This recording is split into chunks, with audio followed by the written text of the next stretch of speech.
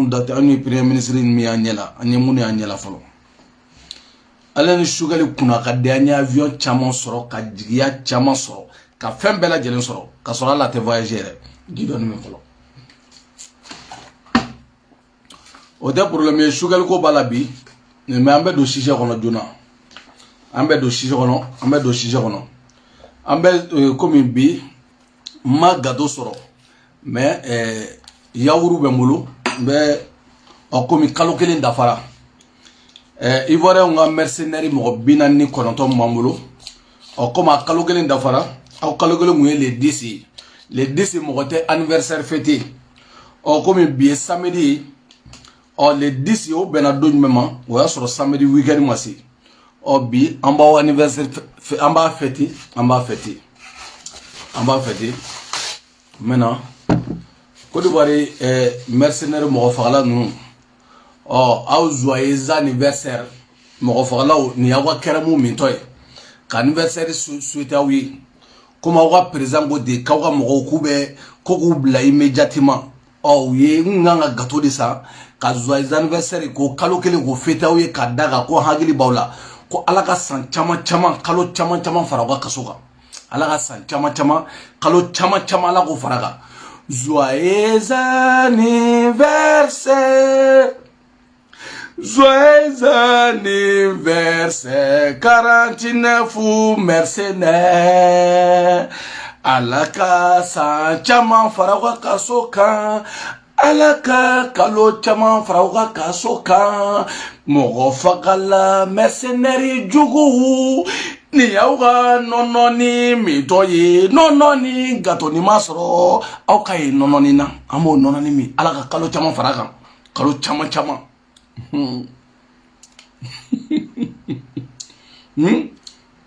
amo nononi mi alaka kalo chama faraga kasuga kasan chama faraga alaka kalo chama faraga alaka kile chama faraga alaka na ubosisa ma yaw toy alaka toy mercenaire binani kalo me joyeux anniversaire amba souhaité oui mali ambe do kuma kono jona ambe do comme awnyambala anya ivoire wi ko noye ambalma muso andogo muso amba noye marambaye kalebe Côte d'Ivoire ka fe chini abe sisa kalebe non o ivoire on fene bora mo do bora kaka concert ko annulera Côte d'Ivoire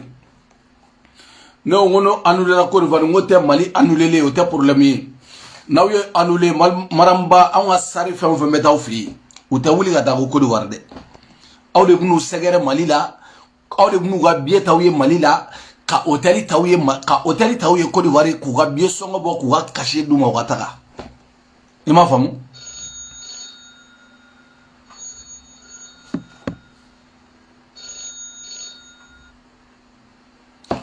awde bu ga bie songo bo ku ga cacher bo ku ga fembela jelembo awde ba bebo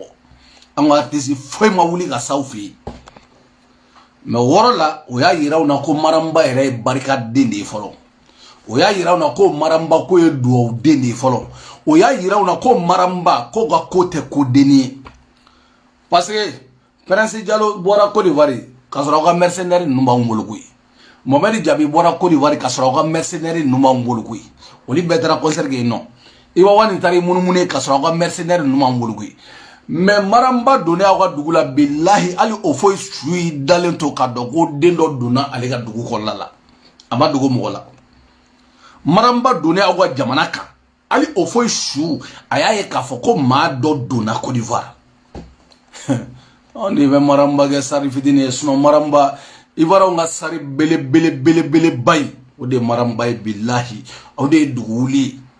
o koma o côté ko ka concert ama glo Prince Diallo ka concert la kui ama glo Jabi ka concert la kui mais do de ani nanga ma de o dona o fi o ma se ka sino tugun o ti se ka sino parce que ayere dona e Côte d'Ivoire a noro gansa e Côte d'Ivoire be sara lumière to de boyan Côte d'Ivoire a noro gansa billahi o ga ko imay ni mo ka fidin do ba awe do ka kare ko nay aw de ga e show busy man o le perdre la maramba ko ni ba ka cacher mine kana tranquillement tranche drama ni concert fengara atobe dama ale ba ka cacher mina kana ka bi aller retour ba bolo amina ba jatugu baro malila a jatugu aboli baro aw be jatigi ko do ni wura 12 ni fenga hotel aw de la John de la ga million dama ngon aw club be gato ya de la nanga milliardaire nanga jogoro men milliardaire wura 12 no li ni fenga hotel John de la ga wole ali ga moli dawma ni wurate ni malien te kongo bina ni ngaw faga da bayala aw kaw beta kaw ga mo fagala 49 mamulu 49 mamulu ko bla ko suno kaw ga activité tege on ta kam jat de la on ga jelu be oli mo foy ma se aw ga jamana ma billahi jatugu jatigi nyuma de banga jelu bolo anga dugulay mali kono jatigi nyuma de be e ma famu problème tala on ga milliardaire ngol libta doni boko da awma anga milliardaire de be doni dawma no teru don aw na yo war mina to bedo gulola ha mais amena ko da problème en malien amba fo asimeni wakati la kaka guerre la beduna koni koimba bolo chogomina ala arafati bafle wo wura 12 dara 5 millions dama amake ya wura 12 mata millions duru dama kaka concert ni fengala nanga milliardaire utemu nanga milliardaire don foye Côte d'Ivoire billahi ka to ye gwaguni gake abe ni ma meko Abubakar ina fe ko Sidiki ni ma meko Sidiki ina meko Alassane parce que be malien parce que ni malien fe mena woro do la fe abana sono Ivoire Côte d'Ivoire dugulo yere mo tate mo shitate Côte d'Ivoire dugulo te mo shita jamana joli ndo la Burkina be malien ani Ghanais ani Libérien ani Mali to Guinée o jamana duru de jelen no dugukolo kelena ima e danga kuma do fiene ga famu jamana duru de jelen no dugukolo kelena billahi ni jamana ni tayi ni jamana suno Côte d'Ivoire ga yere join oti Côte d'Ivoire yere join atutige o mo oti Malien de atutige sunjata de abbe marakana Burkina be we doni kala Ghana we doni ga falala suno dola bo Côte d'Ivoire ko way ko ni tigi ma ko le nana Côte d'Ivoire tutige ina fo bamo tutige bagaw no li fleni nyaari la no fanga la mo dola bo Côte d'Ivoire ko ni nana Côte d'Ivoire tutige ko ni Côte d'Ivoire dugudi la kaw yo mo te Malien ndi atige wa be Malien ndi Guinée on ga doni tige woli ga dasra la comme côté fanfala oli flaw ye baramando li Ghana on ga doni tige woli kana suno mo tate o Burkina be o ga doni tige kana ko ingara tini wori kama debi ala e Côte d'Ivoire yere da kabi ala uda Ivoire yere ma président yere ta ko siga ka jamana kuna ko président yere ko an yere ni tanye ni sigo o dangara président kelen de Laurent Gbagbo Ivoire yere président mi sigi a yere kuna o dangara Laurent Gbagbo ani Misarata Gueye ani Gueye no e coup d'état ke kana suno Ivoire o foi boigné tubabu de asigi no bora no Alassane fleni tubabu de asigi 2010 akarambena amaka yana jidon mi amaga anyana français ou de bo Alassane sigia ka Ivoire club be faga mo ba sabani ko ka be faga français ko nafa no fe wa café onu ko nafa no fe ajatem nege Côte d'Ivoire chegay Carrefour me Côte d'Ivoire jonde ajo Ivoire mo ajo ngo français utadu Carrefour ne Carrefour e dia fa français ko société do Côte d'Ivoire chegay ma atoko bonta masa ko wara nuna me oba abule shi dollar pound ndo tubabu ta do kama tubabu teso tubabu sera ka se jamana mina jie kono jamana mi yere la Afrique debi to français ou colonie ke ka ban français ou sera colonie mina ko ye colonie mi mine ka ku tai o yu fa tien di français ou mo ge tien de o jamana fladi Côte d'Ivoire aleni jamana doy Gabon français ou mo ge tien de Gabon Côte d'Ivoire billahi mo be Gabon président foite koni tata français ou dama e ma ya me wuli ga kelege tubabu fe parce que amba do tata nga jamana mais comme Côte d'Ivoire fene te mo tayi bela jele malien tabala Burkinabé tabala Guinéen tabala mo non to fla bono Ghanéen tabala Libérien tabala comme beta doni me Côte d'Ivoire là donc c'est pour cela tubabu go ti to we soir be donc tubabu go ti te Côte d'Ivoire là donc mi on di on ba kende e may jom se ka wuli ga jongele Côte d'Ivoire personne jom se ka wuli ga jongele ko ni langue ko ivoirien bebe ko non parce que muna parce que mun Ivoirien bébé kuma beto be kuma beteka na fe wabe be kuma fela la bawlo be kuma fe anyi be kuma fela la julaw be fenga ya fela la parce que langue nationale théorie kama tubabu wa bina dro bébé français don fo ima famu bébé doni paru français la parce que o ye betaye parce que Côte d'Ivoire te mɔgɔ ka jamana ye foko de fɔ minnu b'a kɔnɔ foko de fɔ ye maa si ta tɛ fiko de bila i kunkolo la anw de ta y'an ka jamana ye parce que Sunjata bɔra anw fɛ yen Babemba bɔra anw fɛ yen Cɛba bɔra anw fɛ yen i m'a faamu Soni Albert Soni o bɔra anw fɛ yen ani a tɔgɔ filɛ ka bɔ kɔnɔ jɔn Segukaw ka cɛ ye Damɔzɔn Jara olu bɛɛ ye kɛlɛbaw de kɛ k'u ka jamana défend ka na mais jɔn ye kɛlɛ kɛ ka Côte d'Ivoire défend mɔgɔ si Sunjata de ye kɛlɛ kɛ parce que Côte d'Ivoire bɛɛ kun y'a ta ye Sunjata de kɛlɛ kɛ Côte d'Ivoire bɛɛ kun y'a ta ye c'est pour cela tubabu filɛ tubabu tɛ sɔn ka Côte d'Ivoire to diɲɛ mɔgɔ si bolo Ivoirien ta tɛ Ivoirien sago t'a la minnu n yɛrɛ t'a fɔ ko Ivoirien sa minnu bɛ olu sago t'a la Malien minnu bɛ olu sago t'a la minnu fana nalen don Burkinabé minnu bɛ olu sago t'a la Ghanéen minnu bɛ olu fana sago t'a la bɛɛ de sago dɔn Côte Ivoirien jateminɛ kɛ n'i ye Ivoirien ta ka taa Côte d'Ivoire n'i ye Ivoirien ta ka taa n'i ye Ivoirien ta ka na n'i ye Ivoirien ta ka sigi ne Ivoirien y a pas de problème ne fa ne Ivoirien mais n fa bɛ bɔ Mali la ou ne Ivoirien mais ne mɔkɛ bɛ bɔ Mali la ou ne Ivoirien ne fa bɛ bɔ Burkina ne Ivoirien mais ne mɔkɛ bɛ bɔ Burkina ne Ivoirien ne fa bɛ bɔ a tɔgɔ filɛ ka bɔ ne Ivoirien ne fa sɔrɔla Côte d'Ivoire mais ne mɔkɛ o bɛ bɔ Ghana Côte d'Ivoire bɛɛ ye nin de ye aw bɛ hakɛ to aw bɛ hakɛ to oui allô oui oui aw y'a kɛ to dɔɔni han aw y'a kɛ to n bɛna nin wele lamɛn oui ça va a ko n bɛ video lamɛn a bɛ se ka fɔ vite fait la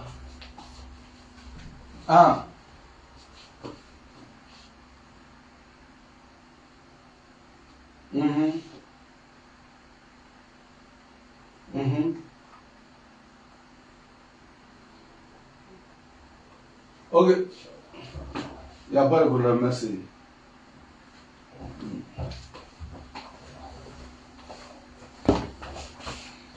aw bɛ hakɛ to parce que ni waritigiw y'i wele waritigiw ka ko ni tɔw ta tɛ kelen ye nafolotigiw ka ko o ni tɔw ta tɛ kelen ye i m'a faamu donc n'an y'o ye k'o jateminɛ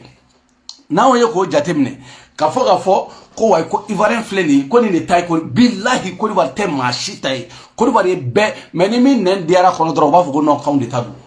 ni min nɛn diyara kɔnɔ ko k'olu de ta don e ma ye tubabuw de b'u ka mɔgɔ sigi yen nɔ depuis Alassane ma taa tubabuw ka mɔgɔ b'u bolo tubabuw sera ka 3000 kɛlɛ Alassane ma 3000 faga dɛ mɔgɔw b'a fɔ Alassane ye rébellion créé Alassane ma 3000 faga Laurent Gbagbo ma 3000 faga français de taara 3000 kɛlɛ faga a banna ka na Alassane sigi baara banna nin dɔrɔn don wa don o don n'u ye mɛn mɔgɔ la ko mɔgɔ t'u ka fɛrɛ kɛ u bɛ taa mɔgɔ dɔ lajɛ fɔ Libéria frontière la ka taa Libéria ka dɔ fɛnɛ ta ka na o fɛnɛ o bɛna wa bɛɛ bɛ sɔn o ma n'i ma sɔn o ma u b'i faga fo n terikɛ i bloquera i bloquera comme e bɛ fa nin kɛ bloqué t'a la i bloquera i m'a faamu nin de ye Côte d'Ivoire ye Ivoirien foyi tɛ ko wayi ko non ko mɔkɛ ko bɔra nin dugu la ko bɔra Côte d'Ivoire dugu dɔ la o tɛ yen a bɛɛ bɔra Mali Burkina ka na i m'a faamu n'aw nana k'aw bɛna Maramba ko k'o ka concert bali k'aw bɛ Maramba ka concert bali ko k'a da kan ko ye Mali artiste o tɛ foyi ye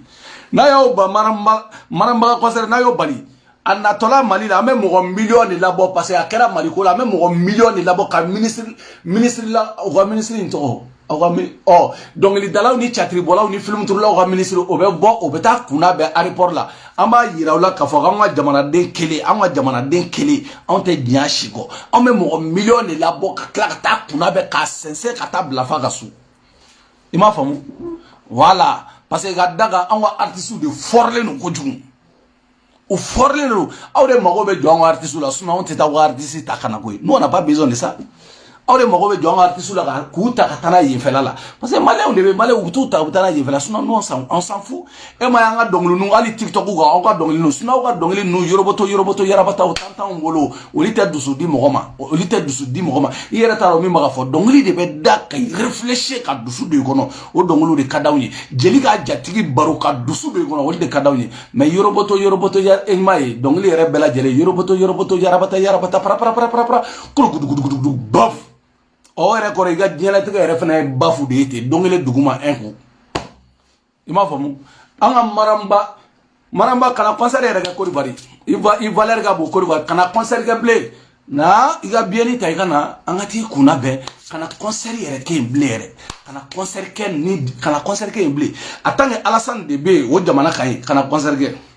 ima famu o Mali ministre da dongli dalaw ga ministre ni chatri bolaw ni film tourner ga ministre o yemi maramba ga fere de donga na donga bo Côte d'Ivoire ire ka ke aéroport la ire ka ke aéroport la voilà ire ka ke aéroport la ka tanga artiste soutenir iga bo ka ta aéroport la ka tanga artiste soutenir awa palais de la palenta do palais sugume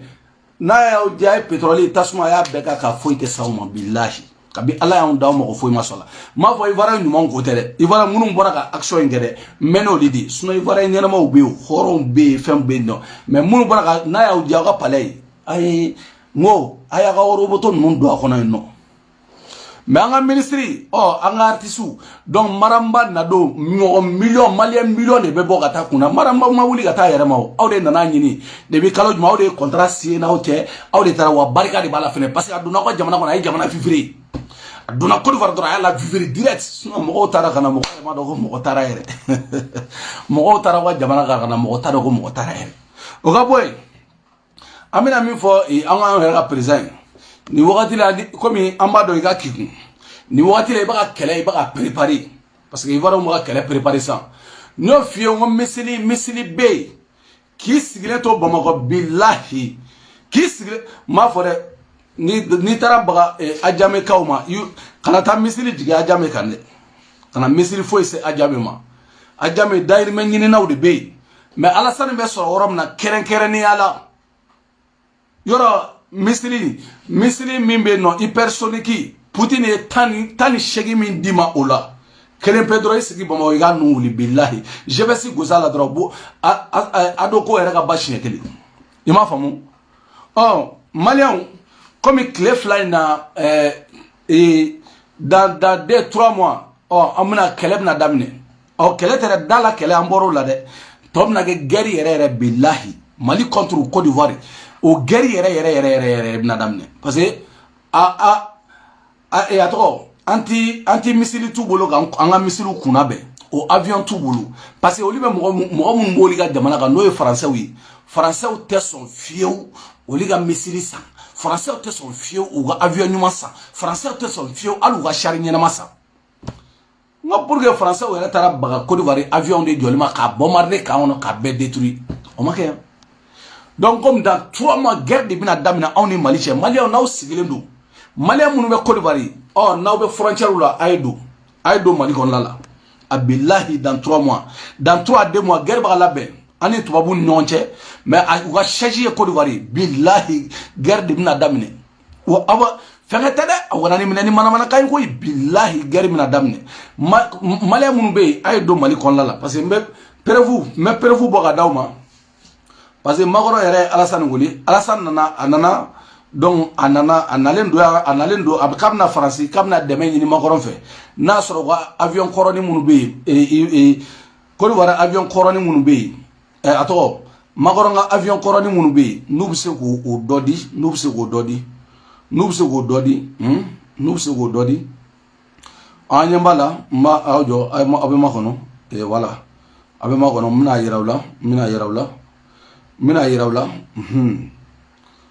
yirawla kadaga ko ma yirawla aflene Alassane tato flene voyage la anato flene France anato flene Alassane na tolo France kabna fenga la ko kabna deme ni magoro fe Alassane magana deme ni magoro fe pour que magoro ba deme chugamina ko kunyodi ko pour que magoro ba deme tubabu ba deme chugamina ma abo problème tala na taranga page ga abe songa awaye no pour que tubabu ba deme abna ga bana deme ni wala fledi anatola fledi France pour que tubabu ba deme chogomna ko Mali contre aw ma étage ba ujwa na ma be kanala kana barika douana kasala ma do wa territoire ga billahi hypersonique no tambolo billahi hypersonique mais kana baga ajame worani nunu asinu ajame afogo irisu kana se ajame worani numa France base ni me woronna ibinyeshi ani ado be soro woronna ibinyeshi woronna donc barabana il m'a famille ado be soro sinon malien nga ca ajami di malien nga ca ajami donc voilà ibi nyeshi worola ibi nyeshi parce que amena ajatemne nin ku yemu mali commerçant ame sauma ka daka a faraw ye kawka kodi wari bla embargo keraya kawka kodi wari bla ka bla awka kodi wari bla aya bla parce que ay kodi wari bla flé mali on camion jonne flé mali on comme sont venus aya gato voilà nous sommes venus entraîner de l'association de ce qui se passe ici actuellement. Les camions sont là.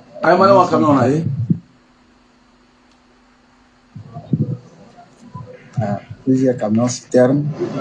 avec plusieurs carrosseries. Alors nous sommes venus échanger avec les conducteurs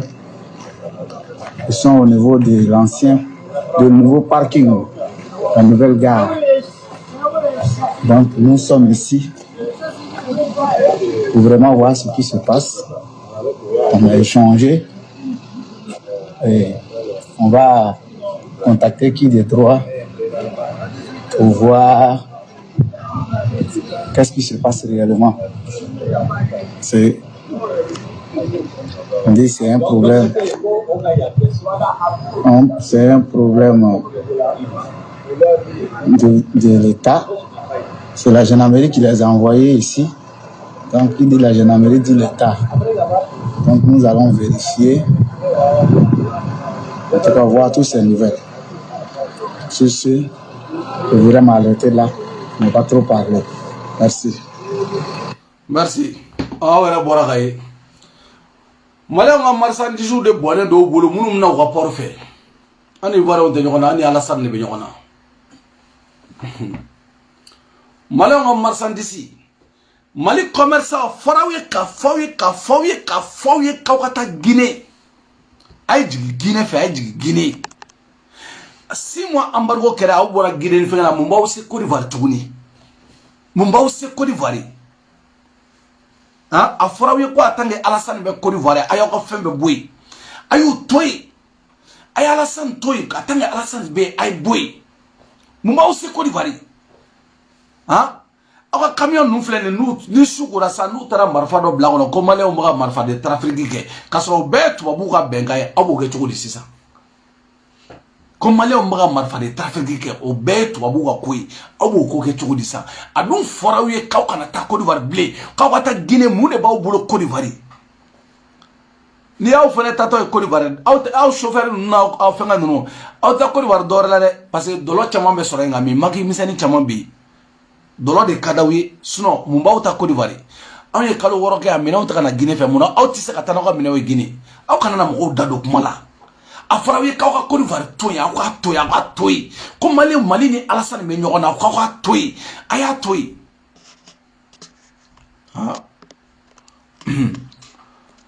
o fɔra aw ye k'o fɔ aw ye ko Mali ni Alassane bɛ ɲɔgɔn na Alassane filɛ ka na dɛmɛ ɲini tubabu fɛ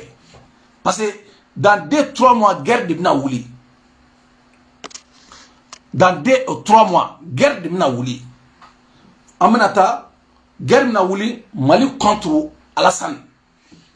Guerre de Minaouli, Alassane mo préparation na. Deba on y avion ça. Alassane magana dien de nini français fait na sura afena bisega el patroci do soro. Français outina na dien oui. Aga el patroci soro. Parce que el patroci ani sugoi 25 donc français outina na dien oui.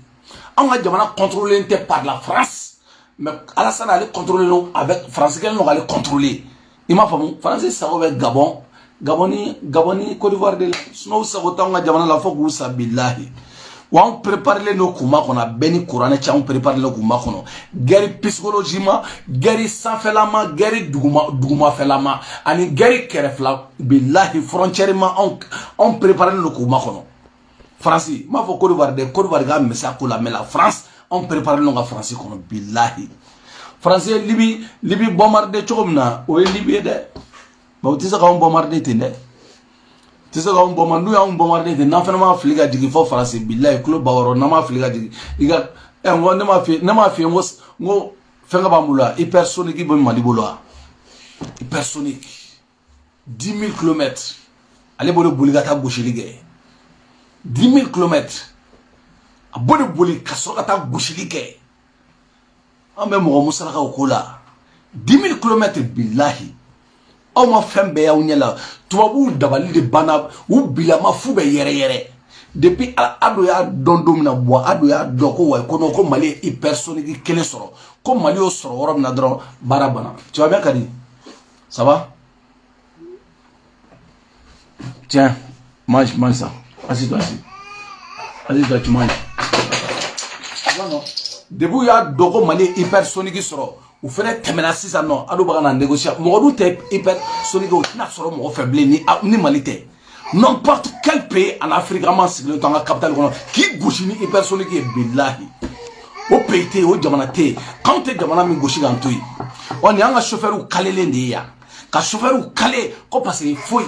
ko k'a da kan ko état ni état bɛ ɲɔgɔn na anw n'u ma kɛlɛ kɛ o kuma f'aw ye anw ka justice aw tɛ se aw y'an ka chauffeur minɛ k'an ka fɛnw minɛ ɔ Mali chauffeur aw kana don Côte d'Ivoire bilen dɛ aw kana don ka jamana kɔnɔ bilen commerçant minnu bɛ yen n'a b'a ka lieu changer a y'a changer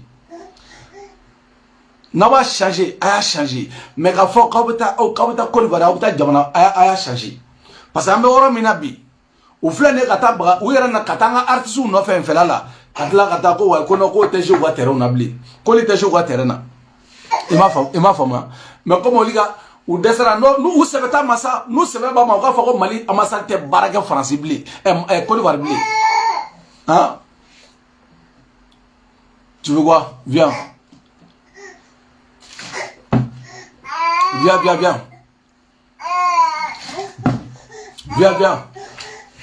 u k'a fɔ ko Mali ambassade ko tɛ baara kɛ Côte d'Ivoire kɔnɔ bilen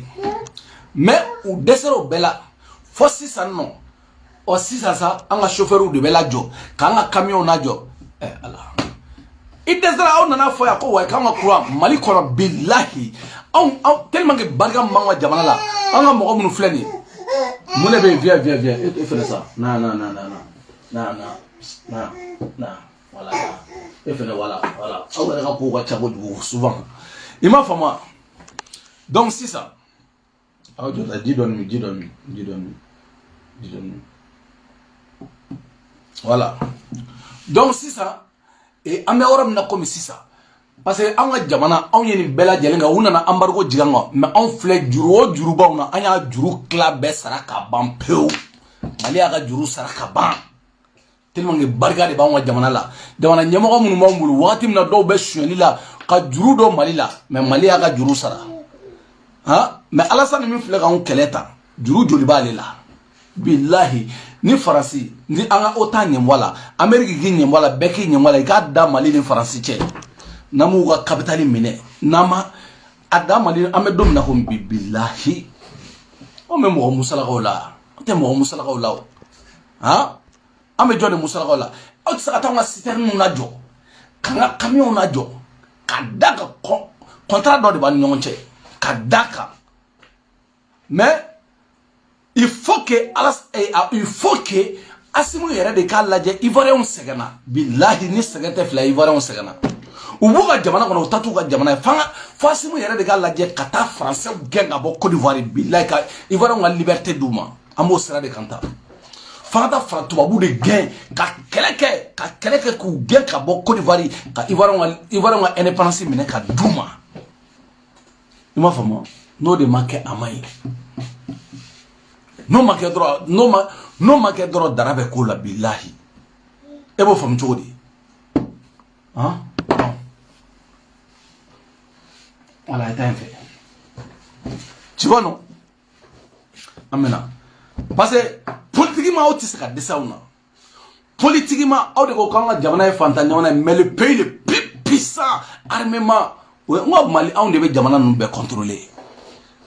armément an bɛɛ contrôler aw ye kɛlɛkɛminɛ ne y'o de fɔ n ko sɔrɔsiya ye sutura de ye aw ye kɛlɛkɛminɛ fitinin dɔrɔn de bɔ k'o yira diɲɛ mɔgɔ la wa caman tɛ dɛ an ye den 10 ni dɔɔnin dɔrɔn de bɔ k'o yira Panaoga avion kelen nous bin fa avion nous ba kerfe jamana ni numbulu El Patrosi bambulu Sugot bambulu ah angala anga ta fait anga ta fait anga ta fait voilà mon avion il là yere nyamba anga avion jolena je voilà anga avion nyana ma u jolen flui o na una ni français una nasa ko awna na ayo avion na goshi ngote problème o avion ba la goshi de ne ma fo nga c'était Côte d'Ivoire ka sa sebouye wa garantie bu bolo mais français ou de ko katise ka san wati te mana Alassane ngo avion maya kan ko le vieux matériel mais bébé ndanu ayra ba nyebo on fait afla na français ngana delila pour que jatugo ayra jatugo bi se ka abla chogamina strada ma chogamina a jatem nege ni Côte d'Ivoire te ne reta ko Côte d'Ivoire sa o ga Ivoire on fait ni Alassane nga fanga te aw ya dinya fani be eche Nicolas Sarkozy o de bago kele ka bago genga bo fanga la Nicolas Sarkozy Alassane ye Nicolas Sarkozy wole ka Côte d'Ivoire nationalité dama katla kata Nicolas Sarkozy ke ambassadeur ye woro do la wasoro France Ojo magoro melina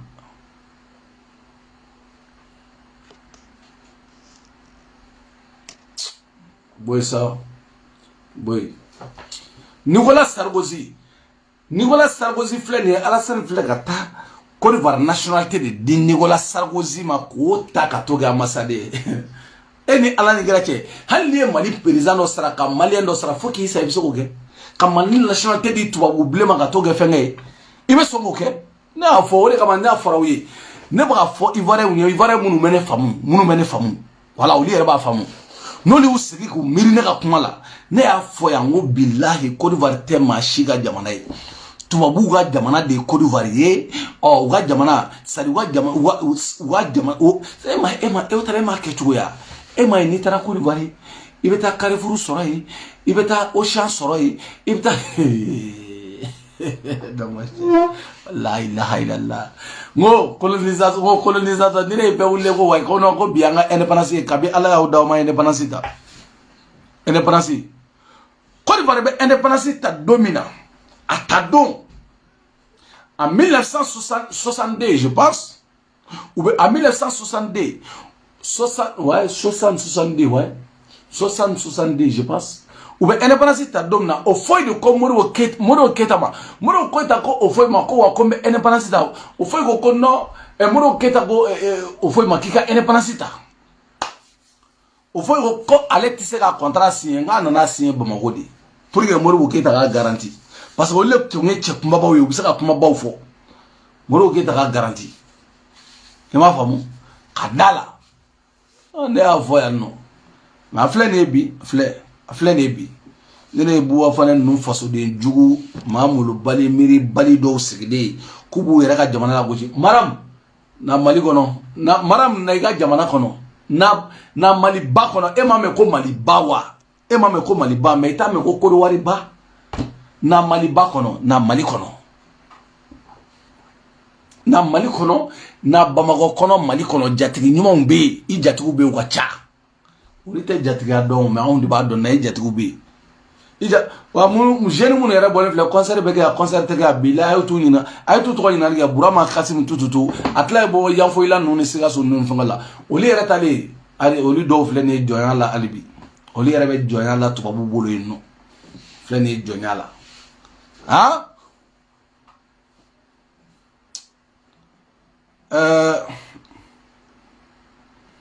munu be ne na nawe ne nga dro ne ba bloquer nta nga téléphone ba bloquer ka taka boy voilà ba bloquer ame boy amena ha eni ala ni gratie ha sana ko wala ni numéro ta ko fiala mo ko de follow nana ata o tagala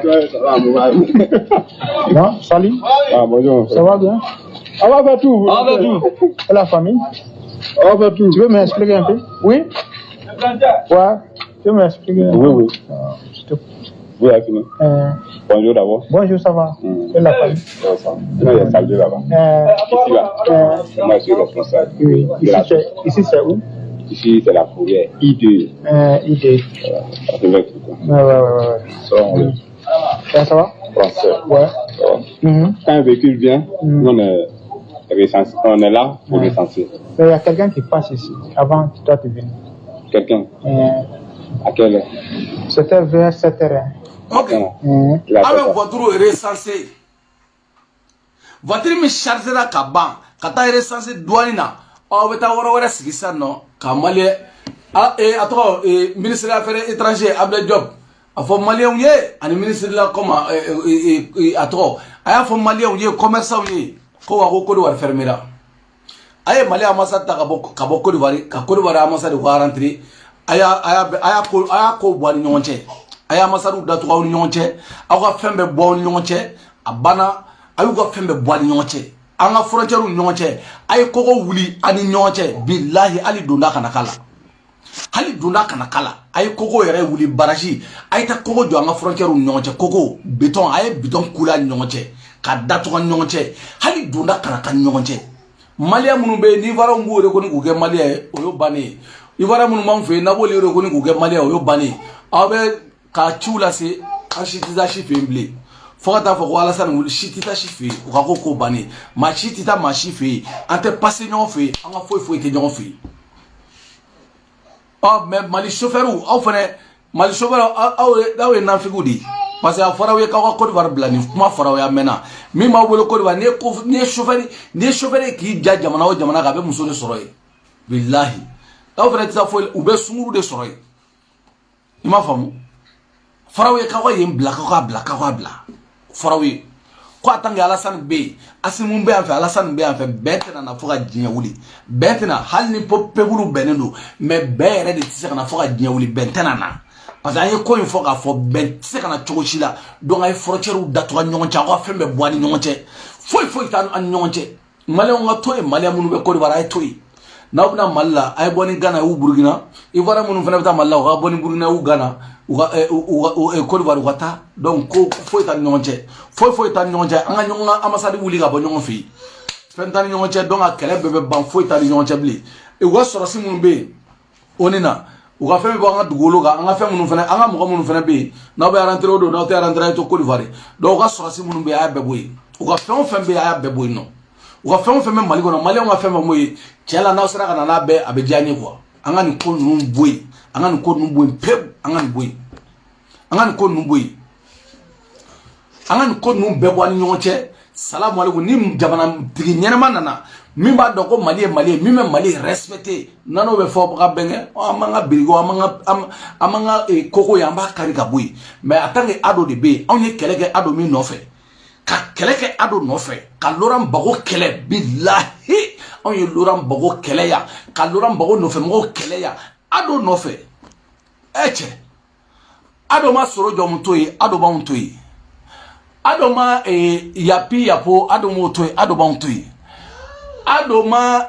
bagayogo to yen Ado b'anw to yen Ado ma sa belebele to yen Ado b'anw to yen maa o ma ɲɛna Ado ma bilahi mɔgɔ mɔgɔ Ado la yɛlɛ a bɛɛ bolo tigɛ Ado b'anw to yen sɔrɔ jɔnw y'a si bɛ kɛ ka fɛn bɛ kɛ ka diɲɛ kɛlɛ bɛ kɛ Ado ye kɛlɛ b'a tan ni fila la wagati min na Premier ministre mbe wuli kati jwa président ma président moi je démissionne il faut accepter ton défaite James Soro kasoro kele be Côte d'Ivoire tan flala ade de wula kati jwa ka fo Laurent Gbagbo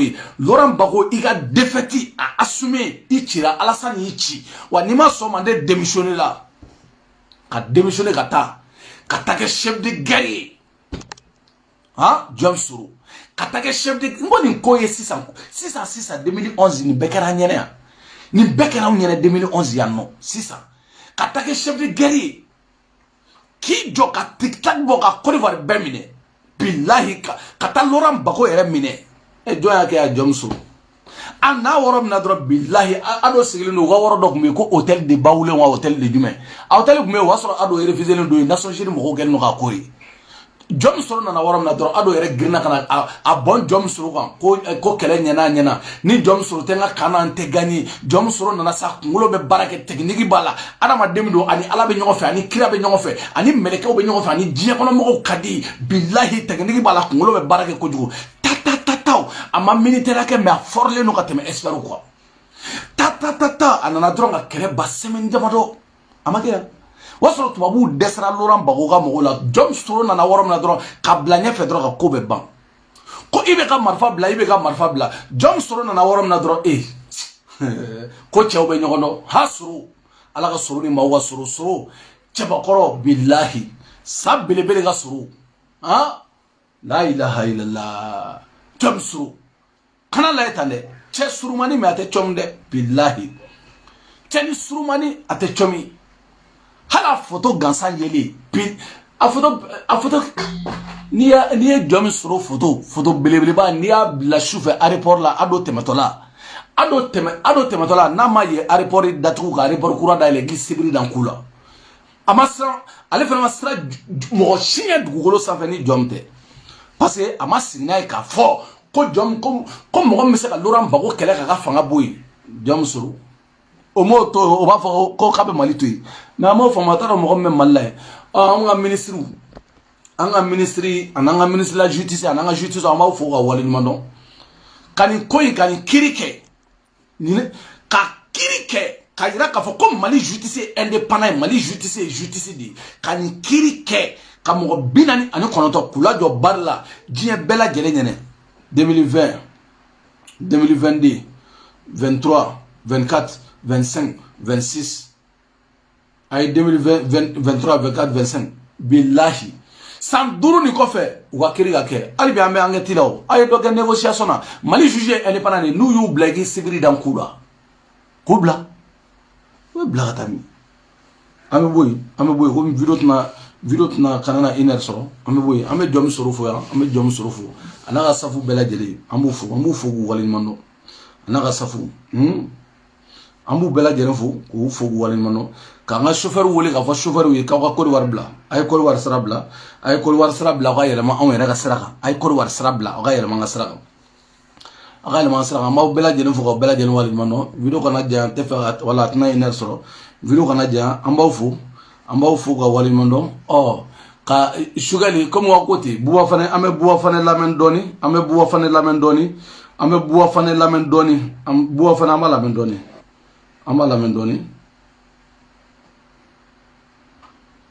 fane ambi lamen doni sumelu buwe mega ala be ka tien yira ka keleke ba fanga ko mais mo ta ka dala billahi hakere be fanga ngo kabri domna le be kuma info phobie ala be ka koblin ne yira asimini shogel la madel ga ko munu nyala maligola munu madel ga ke donc ni bon bolo ni chien folo fene premier ministre ka to premier ministre ka ci ta docteur Sola ni be ala ka baradi ne bi do shogel ala kan ni ton banana de parce que film tore be na fori ko amay ka be ala ke da premier ministre ga to premier ministre la aka ci ta docteur Sola madel ga ke parce que premier ministre barakela di premier ministre matcha kata docteur Sola ole premier ministre barika bane de parce que oli te barika o be kilimo ro bunu fraka français sugal na fraka français ta fraka amerique ima famu yo ko sugal ko ala ke ni toni banana ibi ngani jugu i dusugun jugu ngani jugu iba boka da ngani aga sadi ni sans pere che ngani adu matesa iba yinyela abe election organisé ka kla asim mege président asim fana betla ga premier ministre ne ma fa ngawta hera o nyela dina santa kono aya uda fana simi ko fe o masauna parce que ne ka arama de ne ka manifim bariga bane ne ma fere ma bariga bane dugolo sa be ka temeka arama de bariga ka ban ki bariga yere ban ala wulutigi tachie chogocho me bila fana ka usani billahi abeni qur'ane che wulutigi tachie ne no chogocho afana ka usani o fene wulutigi fene ka usani ala o tachie ko barika ba ko lebu dugugolo sanfɛ o tellement ngo wera lebura wera tara Espagne ne kunta do kabe kala voyagera yɛrɛ ja voyagera ne kunta kalama bidere ne ma ala ngo ya ka futuro da ja abe Espagne o tara Espagne do o chela wulutigi I barga bane do chogo me barga bila ka teme espagnol nu fane ka ini kerefe mo ni nu barga bila ka teme woli ka imay fo me Espagne yere fleni ni aventure dana jamana flama Europe ala kan faga Mali kono Italie ni Espagne ni go Italie ka bo Geneva kana Milan otala ni go Espagne munu be Milan ato munu be capital la Madrid otala c'est bête barago horola mais elle tara dugumna Barcelone nun fenge espagnoli angibi ba senade ma kana sene ki ibe se e ma espagnoluya e ma bête on la jalindo mama be Espagne billahi isomo be Espagne dala te foi la Sénégal Sénégal na nga faga kaba bangira ma Sénégal minge abo Sénégal la no billahi pusheri Espagne yɛrɛ wari ɲini wɔrɔ ya cɛ o cɛ bɛ wa 30 sɔrɔ ka mara I ka balota kɔfɛ ni bɛ wa 30 sɔrɔ ka mara I bolo Mali la kalo kɔnɔ I su ka wusa ni espagnol ɲɛnama ye ni somɔgɔ bɛ Espagne n'i y'a deli wari la hali Ala tɛ yafa I ma I somɔgɔ n'a bɛ Espagne k'a bɛ tamati sɛnɛ de la a bɛ raisin sɛnɛ la n'i y'a deli wari la hali kira tɛ yafa I ma parce que a t'a bolo dɔrɔmɛ t'a bolo a tɛ baloko ka gɛlɛ a t'a bolo hali abiyama sani dero setaye o hina de be doila e ma ne yera ni ngulutigi o sigilin do tamati erensan junun jugo afle bu be erensan junun goro follairi ali e ma tellement que ate hali ali doga sokono la wulutigi yera ka tayin wulutigi ali sokono la hali ka salini fitinita 3 mètres ka salini fitin ali 4 mètres carrés ka salini fitinita utise awarti o miti ate ena fara Espagne yɛrɛ filɛ ni I bɛ taa tile sɛnɛ la k'i biri ka raisin tigɛ billahi fo ka studio nɔ bɔ I tɛgɛ kɔnɔna la a bɛ mɔgɔ t'a fɔ ne ko ne y'a kɛ de ne ye ni jamana ninnu ni Italie kɛ dɔrɔn ni Italie faamu I ye nin kɛ ne b'a dɔn de ka raisin tigɛ billahi ni Espagne tamati baarakɛla ninnu n'a tɛ hakili la k'a fɔ billahi a bɛ hali Mali bɔgɔ biriki gosila o ka wusa n'u ye billahi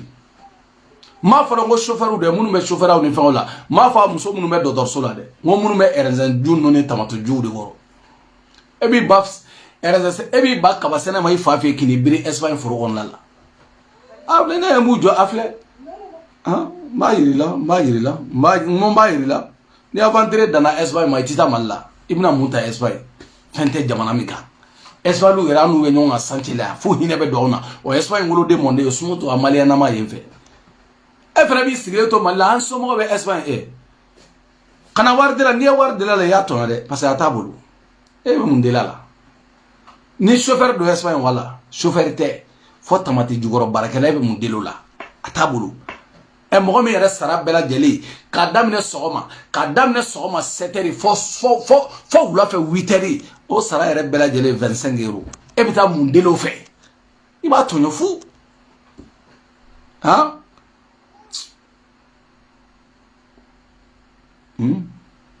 ate ne tɛ galon tigɛ o ate zetunu bɔnnen tɛ ate yiriden bɔnnen tɛ o tɛ nin tu ye tu kɔnɔ ate nin yiriden bɔnnen tɛ ne duguma o bɛ yiritu de kɔrɔ billahi hali sokɔnɔla place a ma sɔrɔ billahi a filɛ u yɛrɛ filɛ dɛ a ye galon bɔnda o tɛ nin u yɛrɛ filɛ I m'o ye yiritu kɔrɔ o sigilen filɛ bi kɔnɔ dɛ hali ne e yɛrɛ ye ninnu ye sa a bɛ kɛ kun la ko nin fana a bɛ kɛ kun la ko nin bɛ Europe cogo di a bɛ kɛ hakili la ko nin ye sibi bugudala den dɔw ye u yɛrɛ kɛ cogo e ma ye ni maanifin yɛrɛ bɔra Espagne ka taa billahi ni bɔra Espagne mɔgɔ min bɔra Kayi ka na ani mɔgɔ min bɔra Espagne ka na n'i bɛ n'u fo I bɛ Kayi ka fo parce que hali o ye cogo ka ɲi ni espagnol ye cogo ye a filɛ hali faransi denw ni Espagne denw ne ye nin denmisɛnnin minnu filɛ ne e ye nin lajɛ a ye denmisɛnnin ninnu lajɛ ne ko ninnu ma ko wa ko nin photo n'i ye nin photo nin lajɛ ko nin taara Europe kɔnɔ e b'o fɔ jɔn ye a photo la denmisɛnnin ninnu jɔcogo la aw ni Ala cɛ Europe denmisɛnninw bɛ ta u jɔ n'i ye ninnu jɔcogo yɛrɛ I b'a fɔ ko Bangumana bugudala denmisɛnnin dɔw don u yɛrɛ jɔcogo la billahi I b'a fɔ ko baarakɛdennin minnu nana ka bɔ Segu neni na nien ci mo makai ka kwai kon an fle ne eni sampere jani ni den num bangira Espagne ne Espagne de ha mais ni re France de un jole iba do ka foko wa ko no ko nume ne madu ne iba do ka foko nume ne madu mais Espagne de un fle re ire ba do ka foko ne gele adugu ye ni gele jamana yi ha oh wira ko mi mogote wuruti ko oh na udenga ana udenga na ha ay ka deonta e mai tel mai gela dai utai no gela dai utai ha hay she ka sheni ndo foka wodi wuluti wira le do de la quoi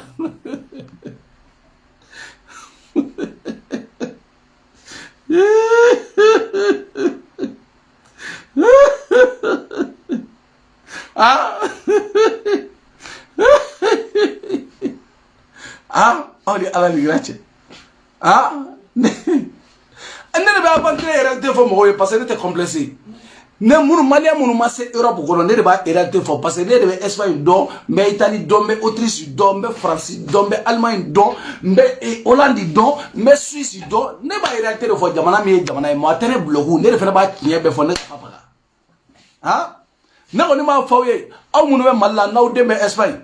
ku wala ka fa mu fatama mangane ni blaga na yuto na de parce que atu bolo de billahi ne re kay ka fa ko avantere re Europe kono kibe kalo kelen ga so ma 30 euro ne tegala o Espagne di flana o Italie kalo kelen 30 euro ma sala ne tegala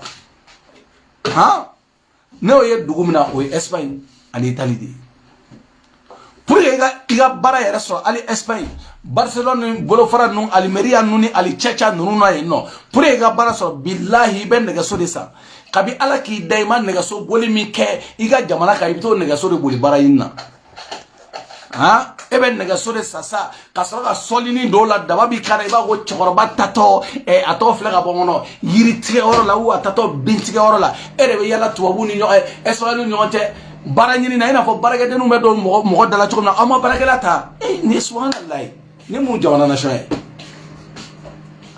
onere wuruti sigile oli gora kibe maliko nya foli ene mo munu yere makla o ga mo munu makla o dai me nyini na maliko foli o mu do maliko la ebta mu kuma foli ene oli be mu do mo munu te mali tele yere so internet be ga gele o bolo no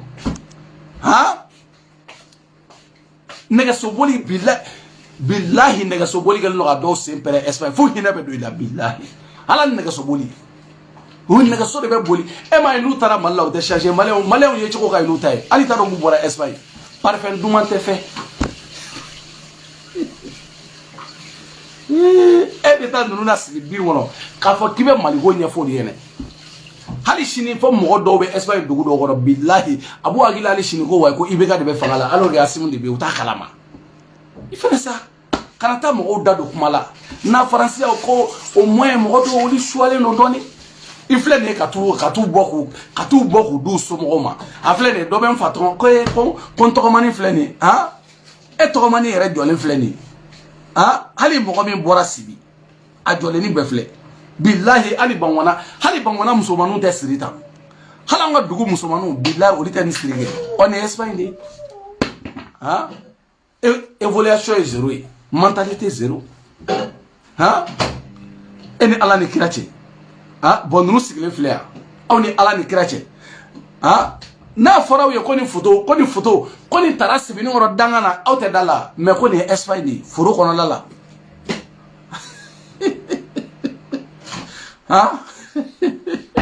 amala fleur ma foka be garage ta ko be jitiga ay na Espagne famara tawnya dabakala de bawnya Espagne billahi Espagne nu tege do tege kono tege ni ngelendu kono lay nega so boli kala no ga besin ko fela chichi ga be fara billahi sen ko fela de chichi le no ko fara e bita mu mali go nyefo li yene o nu mu do mali go la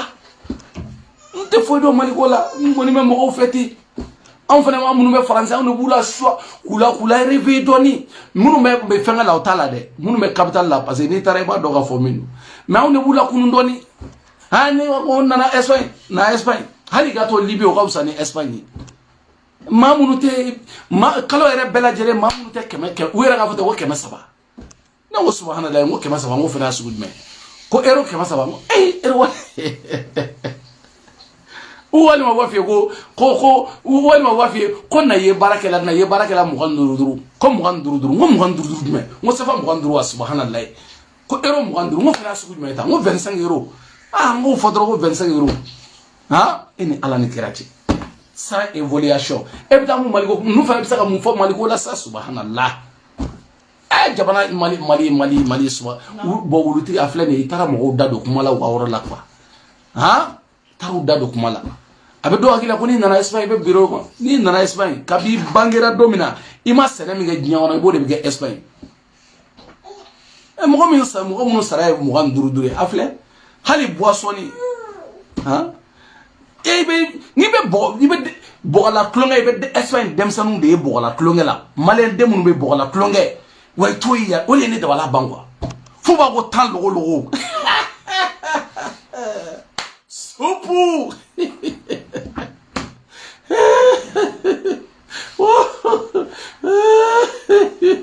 ala ka yɛrɛ k'aw ye ala ka yɛrɛ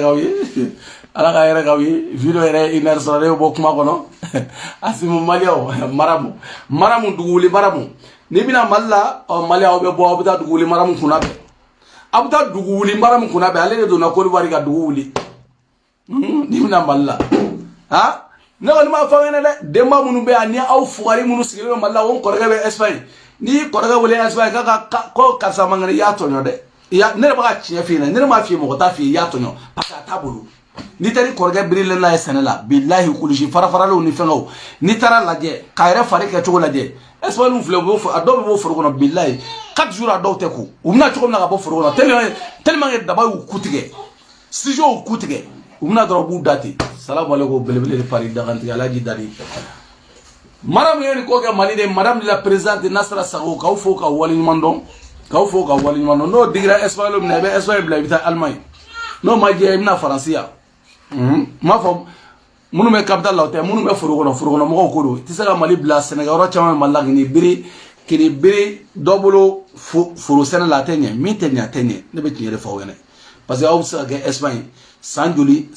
Espagne aw b'aw si bɛɛ kɛ Espagne hali dugukolonin kelen sanni wari o tɛna ka sɔrɔ o bɛ se ka kɛ cogo di aw si bɛ kɛ Espagne o cogo la ka tila wulutigi fana ka taa fɛ hali boisson hali Fanta Coca aw bɛ se ka dɛsɛ k'o d'o ma ka tila ka t'o la sigi foro kɔnɔ